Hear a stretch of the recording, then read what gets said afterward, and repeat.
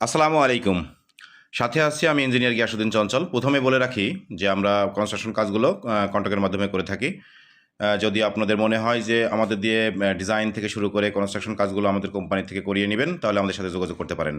আসলে একটা বেজ যে মাটি কাটার বিষয়টা থাকে, এই মাটি কাটার বিষয়টা নিয়ে অনেক সময় অনেক কিছু দ্বিধাদ্বন্দ্ব আছে যে মাটিটা কাটার সময় অনেক সময় মাটিটা খারাপ থাকে বা ভালো থাকে। এজন্য ডিজাইনের যে ডেপথটা থাকে আরকি, মানে মাটির উপর লেভেল থেকে যে কতটুকু ডিপে মাটিটা কাটা লাগবে, সেইটা মেইনটেইন করা হয় না। অনেক সময় মেইনটেইন করা হয় না যে মাটিটা ভালো বা মাটিটা খারাপ।